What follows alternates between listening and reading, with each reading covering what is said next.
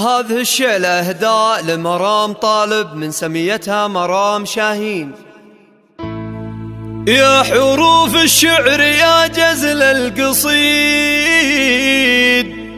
في مرام الزين وش عندك جديد؟ شيخة الشيخات بالحسن الفريد،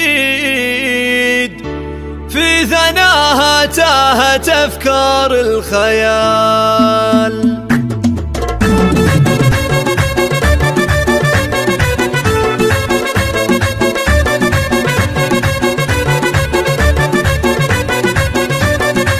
يا حروف الشعر يا جزل القصيد، في مرام الزين وش عندك جديد؟ شيخة الشيخات بالحسن الفريد، في ثناها تهت أفكار الخيال. فوق عرش الزود قدرك يا مرام، وصفك أكبر من تفاصيل الكلام.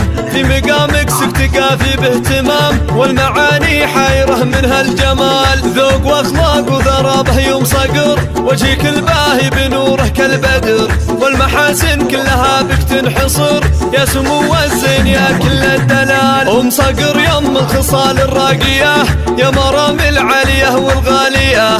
في جمالك والوصوف الزاهية، سايدة للكل يا ظبي الغزال. شميرية بنت عز وبنت جود، بنت شيخ سيرته ترقى سنود. طالبا لي بالمعالي له وجود، حقها به تفتخر بنت الرجال. شامخة بنت الترف من قدها، تعتلي عرش المهابة وحدها. وقوة الشخصية عقد بجيدها، أم صقر واخلاقها مضرب مثال. ومرام اللي بالجمال مهيمنه، منبع الحب وغلاه موطنه. هي مرام ام الوصوف الفاتنه، والشعر يوقف لها عز وجلال.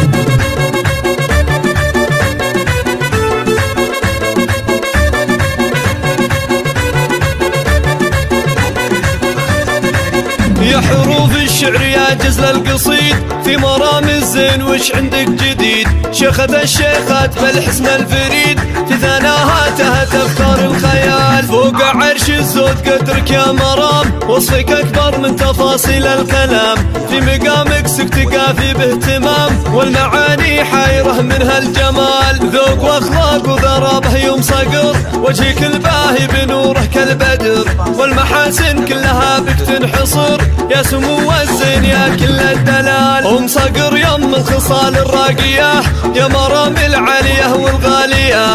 في جمالك والوصوف الزاهية، سايدة للكل يا ظبي الغزال. شميرية بنت عز وبنت جود، بنت شيخ سيرته ترقى سنود. طالبا لي بالمعالي له وجود، حقها به تفتخر بنت الرجال. شامخة بنت الترف من قدها، تعتلي عرش المهابة وحدها. وقوة الشخصية عقد بجيدها، أم صقر واخلاقها مضرب مثال. ومرام اللي بالجمال مهيمنه، منبع الحب وغلاه موطنه. هي مرام ام الوصوف الفاتنه، والشعر يوقف لها عز وجلال.